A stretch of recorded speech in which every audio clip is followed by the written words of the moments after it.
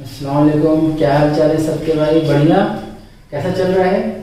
आपसे बार बार ये चीज़ें पूछी जा रही है, चीज़ें कैसी चल रही हैं, आपको चीज़ें समझ में आ रही है कि नहीं। हमेशा खुद को इम्प्रूव करने की कोशिश करनी है और ये नहीं सोचना है कि that would be the sufficient thing. मैं बोलता रहता हूँ जितना पढ़ा रहा हूँ उतना काफ़ी है, कि हाँ जितना चीज़ आप पढ़ रहे हैं थियोरिटिकल पार्ट से उतना काफ़ी है। लॉजिकल आप उसे समझ जाएंगे, समझाने की पूरी कोशिश की जाती है, तो थ्योरी पार्ट उतना काफ़ी है। लेकिन फॉर ऑब्वियस रीजन आपको प्रैक्टिस करना है, मस्ट करना है, आपको डेली प्रैक्टिस पेपर्स बनाने हैं, क्वेश्चंस बनाने हैं, तब वो चीज़ें जो आप समझ रहे हैं कि मुझे समझ में आ गया है, आपके जहन में कब उतरेगी? जब आप क्वेश्चन सॉल्व करेंगे।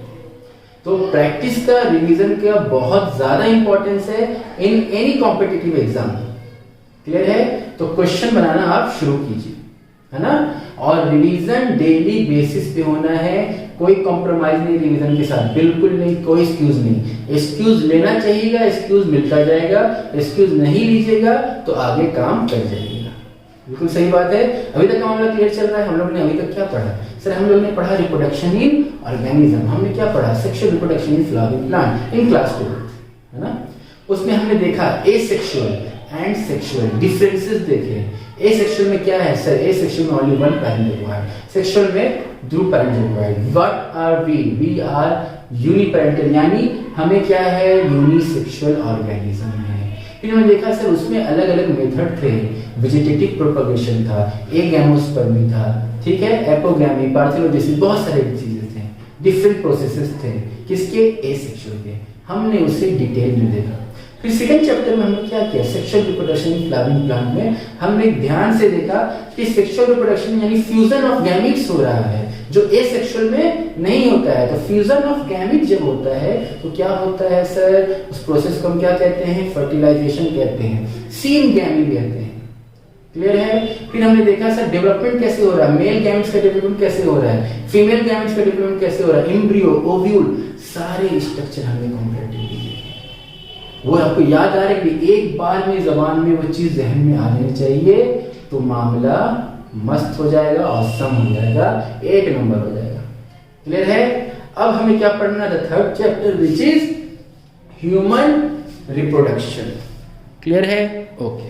अब आइए सर, ह्यूमन रिप्रोडक्शन में नाम ही है ह्यूमन रिप्रोडक्शन, मतलब क्या है? हमें अपने बारे पढ़ना है। हम अभी तक दूसरे के बारे जान रहे थे, अब हमें अपने बारे जानने का मौका मिला है। तो ह्यूमन रिप्रोडक्शन में हम क्या देखेंगे? तो हम ह्यूमन रिप्रोडक्शन में मेनली मेल और फीमेल रिप्रोडक्टिव ऑर्गन्स के बारे में देखेंगे। हम देखेंगे कि मेल फीमेल रिप्रोडक्टिव ऑर्गन से कैसे फिर रिप्रोडक्शन होता है, फर्टिलाइजेशन होता है और फिर कैसे फीटस डेवलप होता है।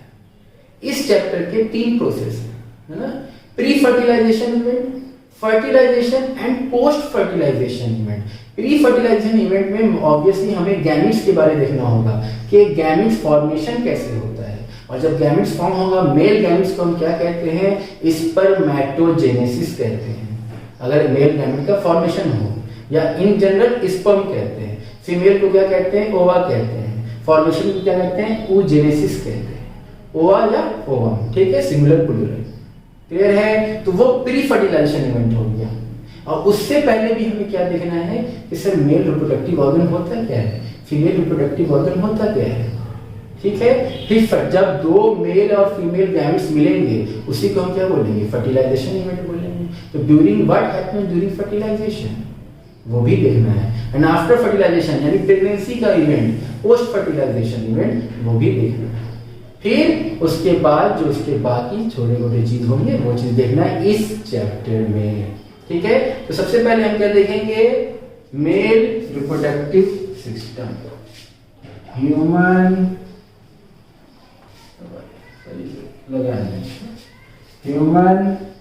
मेल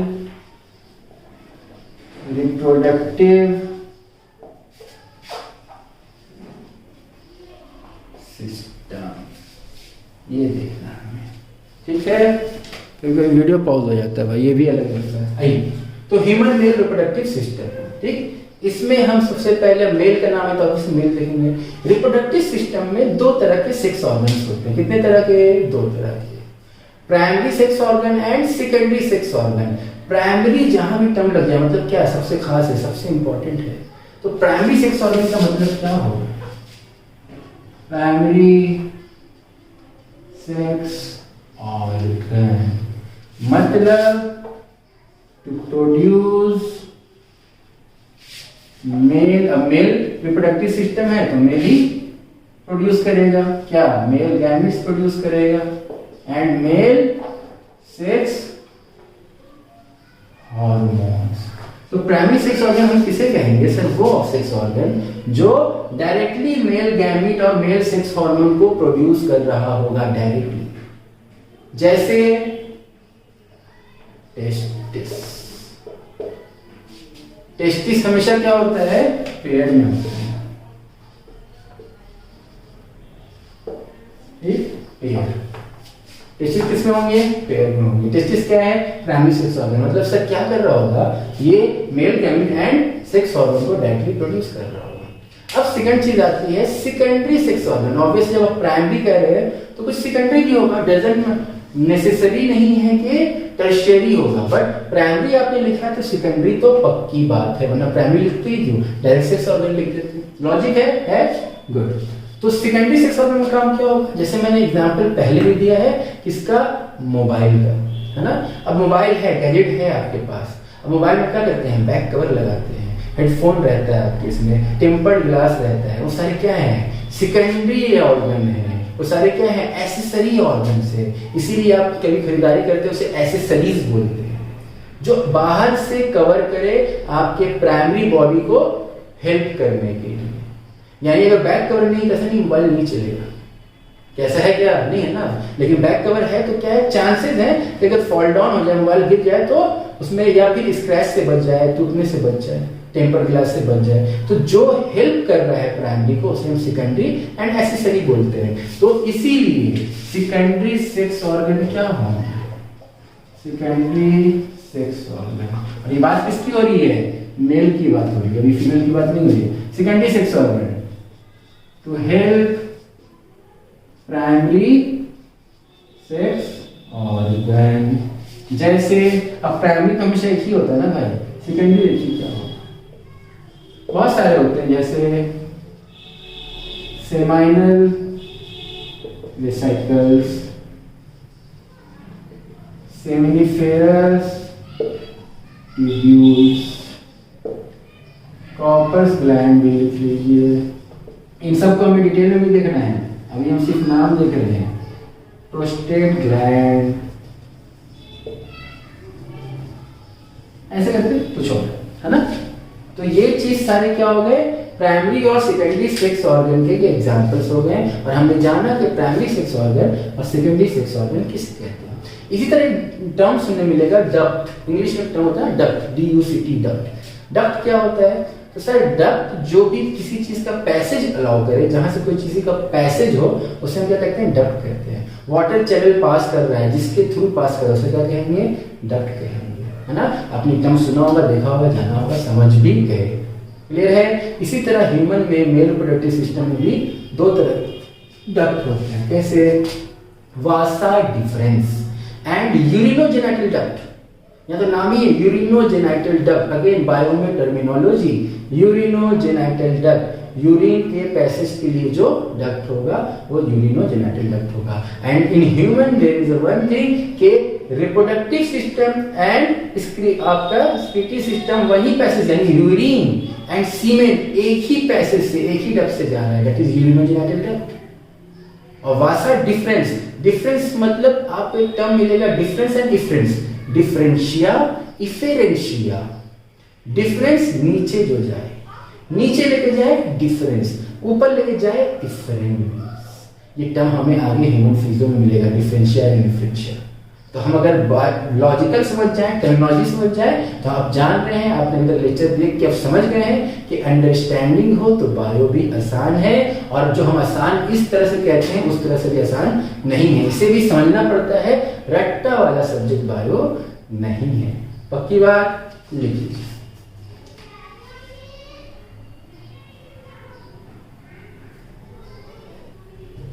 हो गया?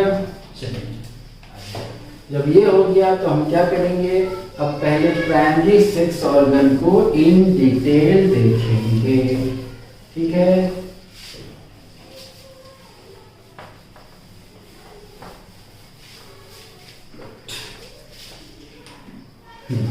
तो हमारा प्राइमरी सेक्स ऑर्गन क्या है सर? टेस्टिस है। तो हम टेस्टिस को क्या करेंगे? इन डिटेल देखेंगे। ठीक है, टेस्टिस क्या होता है? वन पेयर होता है, ये तो हमने अभी भी लिखा। और क्या होता है सर? टेस्टिस क्या होता है? आर एक्स्ट्रा एब्डोमिनल, मिला टर्म मिलता है, मजा आ जाता है। एक्स्ट्रा एब्डोमिनल, एक्स्ट्रा बाहर, ज्यादा, एब्डोमिनल के बाहर। तो सर ऐसा क्यों बोल रहे हैं? एब्डोमिनल में हाथ भी है, पैर भी है, इसे हम एक्स्ट्रा एब्डोमिनल क्यों बोल रहे हैं? क्योंकि टेस्टिस एक चीज में लोकेटेड होता है जिसे हम स्क्रॉटम कहते हैं। Testis located in a bag-like structure called as scrotum, ठीक, या स्क्रॉटल सैक। ठीक, सैक मतलब होता है बैग लाइक स्ट्रक्चर। तो स्क्रॉटम सैक में अगर टेस्टिस डिसेंडेंट है, चले जाता है, और टेस्टिस का ओरिजिन कहाँ हो रहा है? बिलो द स्टोमक पार्ट हो रहा है। स्टोमक से अगर during the development embryogenesis, embryo के डेवलपिंग के टाइम, फ्यूटस के टाइम, अगर टेस्टिस डिसेंड हो गया स्क्रॉटम में, बैनी स्टोमक से बाहर निकल गया, तो उसे हम क्या कहते हैं? एक्स्ट्रा एब्डोमिनल कहते हैं। कुछ एनिमल्स में जैसे एलिफेंट में ऐसा नहीं होता, उनका टेस्टिस एक्स्ट्रा एब्डोमिनल नहीं होता है, इनसाइड स्टोमक होता है, तो उसे हम एक्स्ट्रा एब्डोमिनल नहीं कहेंगे। और ऐसे कंडीशन को कि टेस्टिस डिसेंड नहीं हो पा रहा है, उसे हम क्रिप्ट और काइडिज्म कहते हैं। क्या कहते हैं? इसे हम अलग से लिख लेंगे, उसे लिखते हैं। पहले चलो टेस्टिस को कंप्लीट करें। टेस्टिस का साइज कितना होता है? तो सर लेंथ कितना है? 3 to 4 सेंटीमीटर। विड्थ कितना है? 2 to 3 centimetre. This is just the definition or some facts about the testis।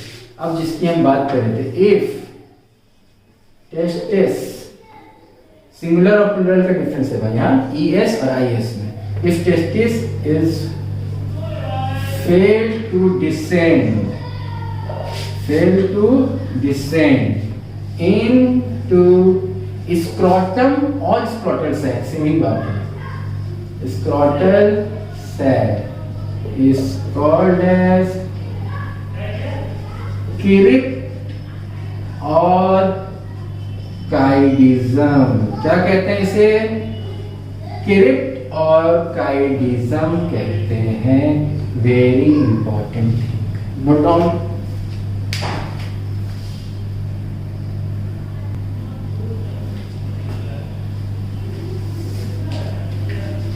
हो गया? आइए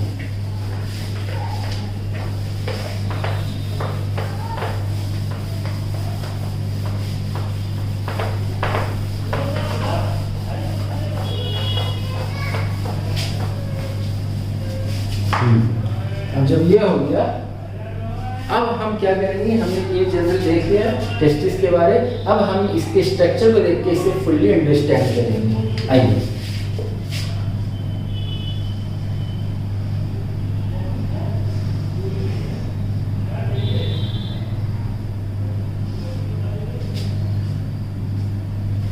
स्ट्रक्चर अभी क्या किया गया सर? टेस्टिस क्या होता है?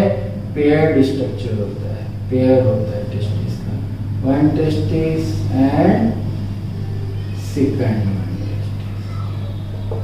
ठीक है, ये मैंने इसे थोड़ा ठीक कर दिया है, आप डबल लेयर मत बना लीजिए। ठीक, डायग्राम तो आप जानते हैं, आपके सर का माशाल्लाह। अब ये जो स्ट्रक्चर दिख रहा है, ये टेस्टिस ऑब्वियसली लटका होगा, ये किसी चीज से अटैच होगा। ये सारी डिटेलिंग में हमारी, ठीक है।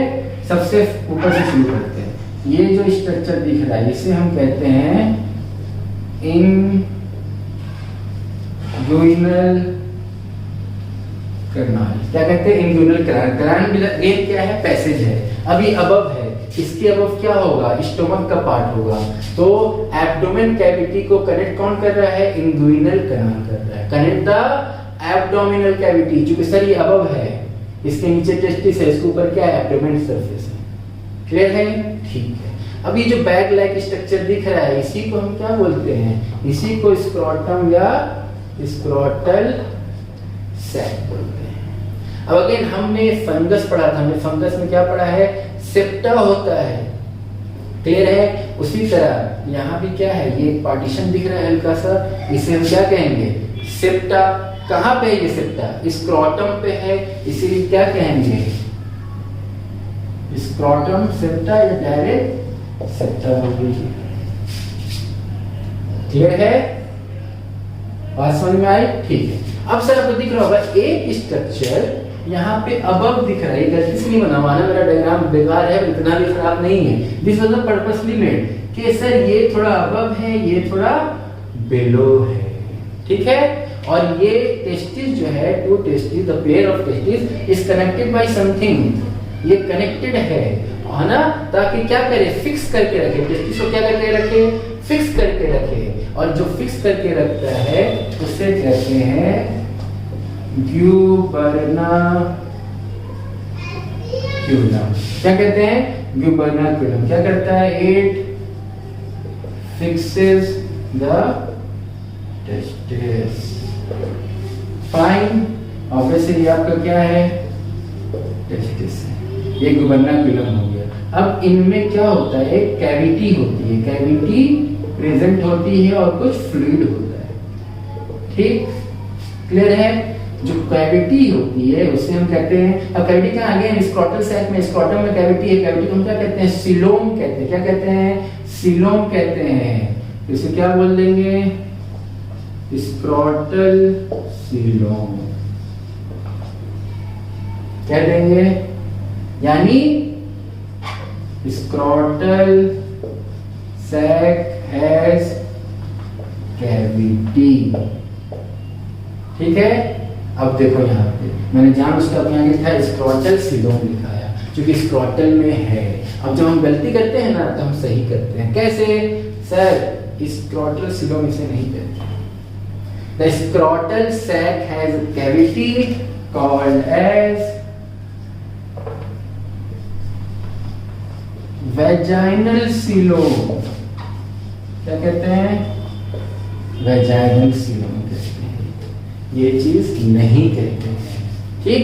इसका भी रीजन हम देखेंगे, अभी इसको जान लेते हैं आउटर में। ऐसा जो टेस्टिस होता है ना, स्क्रोटल सैक होता है, स्क्रोटम होता है, वो 2 लेयर होता है। कितना होता है, 2 लेयर होता है। कितने, 2 लेयर, आउटर एंड इनर। ठीक है?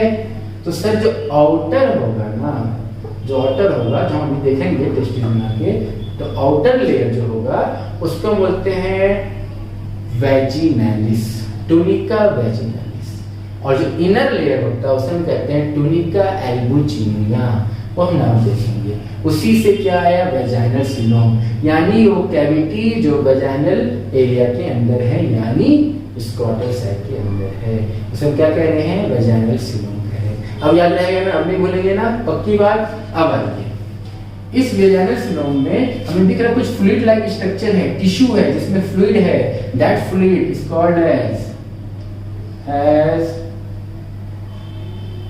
Fluid filled tissue called as hydrocele. Again cele आया, सील सीलोम से, सीलोम मतलब कैविटी, हाइड्रो वाटर, वाटर की कैविटी यानी बीच में जो स्पेस है, इसीलिए हमने सुना होगा हाइड्रोसील का ऑपरेशन हुआ।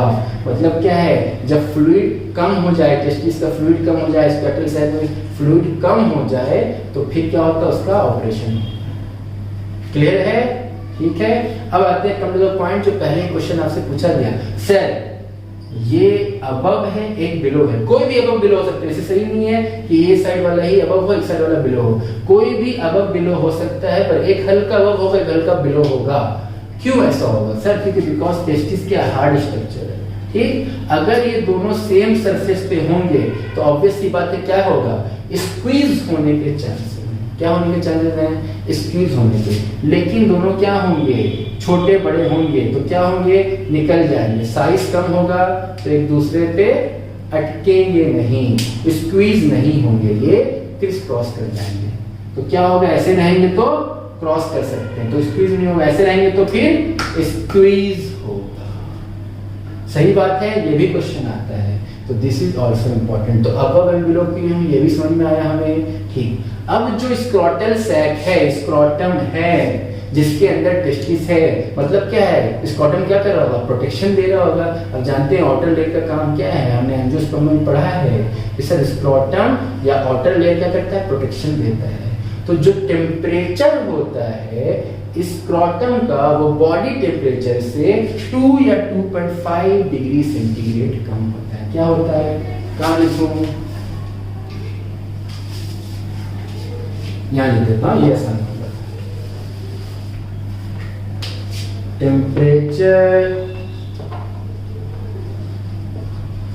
Of scrotum is below 2 to 2.5 degree centigrade than body temperature. Very important. लिख लीजिए।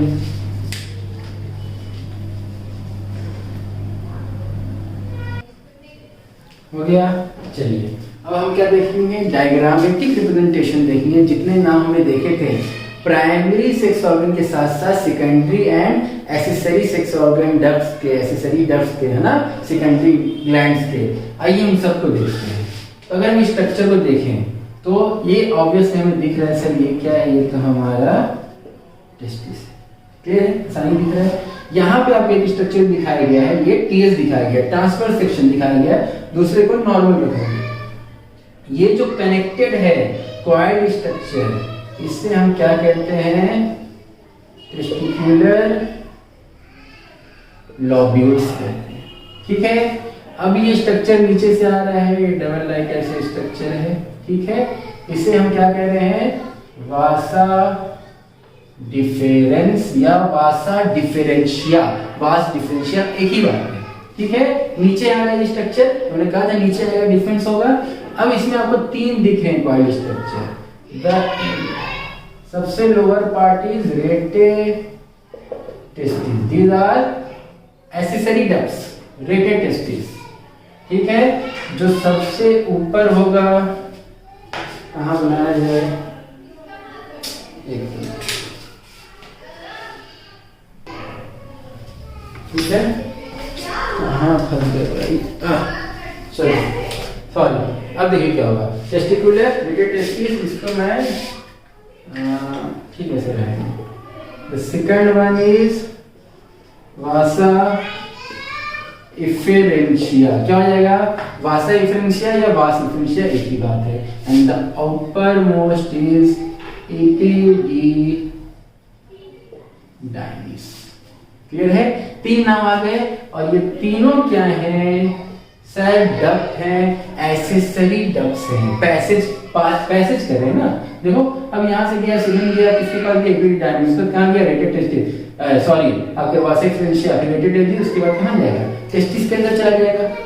बात क्लियर है, बोलो हो गया। अब आइए, हमें और क्या स्ट्रक्चर दिख रहा है, दूसरा हमें दिख रहा है, ये तो ऑब्वियसली ये भी क्या होगा, वासा डिफरेंस होगा, इसमें भी सेम चीजें आ रही होंगी। सर हमें ये दिख रहा है, ये क्या है, तो सर यही तो है हमारा यूरिनरी ब्लैडर। ब्लैडर किसको कहते हैं, जो जिसको स्टोर रखता है, फ्लेक्सिबल होता है, यूरिन यहीं पे स्टोर हो रहा है, यहीं पे आ रहा है ना, यहीं से निकलेगा यूरिन भी। मैंने कहा था कॉमन पैसेज है, this is the common passage.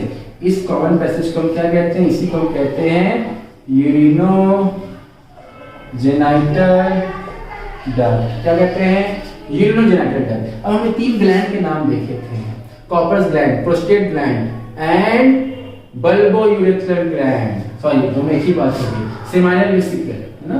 तो this is the upper most is seminal vesicle. उसके बाद जो हमें दिख रहा है, this is prostate gland. And ये जो स्मॉलेस्ट दिख रहा है, just a peanut like structure, इसे मैं कहाँ लिख दूं, यहाँ पे। This is bulbo urethral gland. तो तीनों क्या है यहाँ पे, तो सर ये तीनों क्या है, एसेसरी ग्लैंड्स हो गए हैं। ये तीनों क्या हो गए हैं, तो सर ये तीनों एसेसरी डक्ट्स हो गए हैं। एज अ होल ये पूरा स्ट्रक्चर हो गया किसका, आपका सर मेल रिप्रोडक्टिव सिस्टम का। हम पहले क्या देख रहे थे, सिर्फ टेस्टिस का देख रहे थे, अब हम पूरे यानी प्राइमरी सेक्स ऑर्गन देख रहे थे, अब हम पूरा देख रहे हैं। उसके बाद सर ये हमारा यूरिनोजेनिटल डक्ट हुआ। इस स्ट्रक्चर को हम क्या बोलते हैं सर, ये हो गया पेनिस। पेनिस को और क्या कहा जाता है, एक्स्ट्रा जेनिटेलियम। ठीक है, एक्स्ट्रा जेनिटेलियम बोला जाता है। उसमें जो आउटर मोस्ट स्ट्रक्चर बहुत हमला कर रहा है, ठीक है, सॉरी। अब पेनिस को हम क्या बोल रहे हैं, एक्स्ट्रा जेनिटेलियम बोल रहे हैं। उसके बाद क्या है, ये जो हमें दिख रहा है ओपनिंग दिख रहा है इसे, है ना, यहाँ पे हमें आउटर स्ट्रक्चर भी दिख रहा है। ये आउटर स्ट्रक्चर को हम क्या बोलते हैं, फोर स्किन और ग्लांस पेनिस बोलते हैं। क्या बोलते हैं, फोर स्किन और ग्लांस पेनिस। क्लियर है, यहाँ पे कोई दिक्कत नहीं। अब आपका क्या बचा बताइए, और कोई चीज बचा है हमारा, सारा काम हो गया, पक्की बात, ठीक है। फॉर स्किन ग्लास पेनिस, ठीक है, इसे बना लीजिए।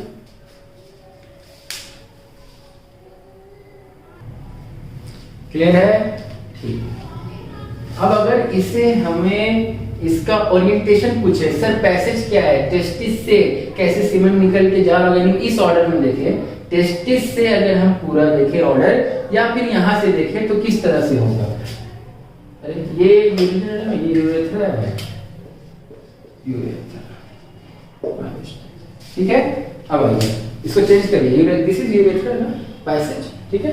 यही पे यूरिनरी डक्ट होता है हमारा। अब हमें क्या देखना है, पैसेज देखना है। पैसेज में कहाँ लिख दूं, डायग्राम रहेगा तो आपको समझ में आसानी से आएगा। तो मैं कहाँ लिख दूं, यहाँ पे लिख दूं, तो नाम आपको याद आ गया, नाम में दिक्कत नहीं है, seminal vesicle, prostate gland, bulbo urethral gland, फिर penis, glans penis, urethra, glans penis, foreskin, and this is the opening of urinogenital duct. तो आप यूरिनोजेनिटल डक्ट भी याद रखेंगे तो दिक्कत नहीं है, बस यूरेथ्रा याद रखेंगे, ठीक है। आइए यहाँ पे हम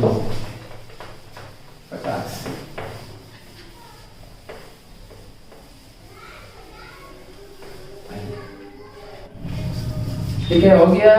चलिए अब हम क्या करते हैं, हो गया, ठीक। हम क्या करते हैं, अब सर हमें अगर ओरिएंटेशन देखना है, नाम हमने देख लिया है ना, सारा कुछ दिग्वक हो गया।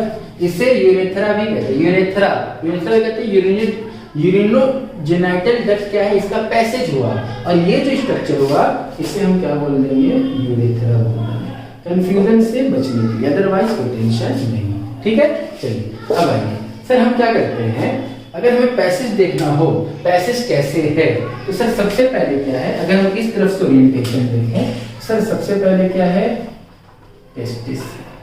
टेस्टिस में क्या है, ऐसे कॉइल स्ट्रक्चर क्या है, तो सर वो है टेस्टिक्युलर लॉब्यूल्स, ठीक है। इसके बाद सर क्या है हमारा, सबसे पहले हम देखेंगे तो ये नीचे से जा रहे हैं, नीचे से ऊपर जा रहे हैं, ये टेस्टिकुलर लॉब्यूल है। फिर यहाँ पे क्या है सर, रेटे टेस्टिस है। फिर रेटे टेस्टिस के ऊपर क्या है सर, वासा इफरेंशिया है। फिर सर उसके ऊपर क्या है सर, इपी डी डायनिस है। फिर ईपीडी डायनिस के बाद क्या आ जाएगा सर, वासा डिफरेंस आ जाएगा। ऑर्डर समझ में आया आपको, बोलो ना भाई, ऑर्डर समझ में आया आपको। अब उसके बाद क्या है सर, यहाँ यहाँ यहाँ, पक्की बात, ये ऑर्डर भी आपसे पूछता है। तो ये हमने क्या देखा सर, ये हमने देखा मेल रिप्रोडक्टिव सिस्टम में कैसे इनके डिफरेंट ऑर्डर होते हैं, है ना, स्ट्रक्चर डिफरेंट क्या है, कैसे वो अरेंज होते हैं। बात समझ में आ रही है आपको। ये फर्स्ट क्लास था, इसलिए हम बहुत डिटेलिंग में समझ रहे थे। फिर जैसे जैसे क्लास प्रोग्रेस होगा इस चैप्टर का, हम इतनी स्पीड को बढ़ाएंगे। आप अपने आप को एकदम पंक्चुअल रखिए, रिवाइज करते रहिए। जितने अच्छे से आप रिवाइज करेंगे उतने अच्छे से आपके मामला हल होंगे, है ना। लेक्चर मिस नहीं करना। हमारी गलती ये है, हम कभी स्किप कर देते हैं, है ना। हम कभी थोड़ा देर के लिए रोक देते हैं, पढ़ते वक्त कहीं रुक जाते हैं, सर रिकॉर्डेड लेक्चर ही तो है। दिक्कत क्या है? कंसंट्रेशन भंग होता है दोस्त। एक बार कंसंट्रेशन खराब हो गया, फिर आप बैठ रहे हैं, हो सकता है वो जो चीज समझ में आनी चाहिए थी वो कंफ्यूज कर दिया आपको समझ में ना आए, फिर आपको गलती नहीं दिखेगी कहाँ थी, आप परेशान रह जाएंगे, आपका डाउट रह जाएगा और वो हो जाएगी दिक्कत की बात। तो डरना नहीं है, आराम से पढ़ना है। पढ़ते वक्त कोई डिस्टरबेंस नहीं होनी चाहिए। क्लियर है? तो पढ़ाते वक्त घर में कितनी डिस्टरबेंस होती है रिकॉर्डिंग लेक्चर में, लेकिन इसी तरह पढ़ते वक्त भी डिस्टरबेंस हो सकती है। लेकिन उस डिस्टरबेंस से जिस तरह मैं आपको पढ़ाना नहीं छोड़ रहा हूँ, आप भी पढ़ना नहीं छोड़िए।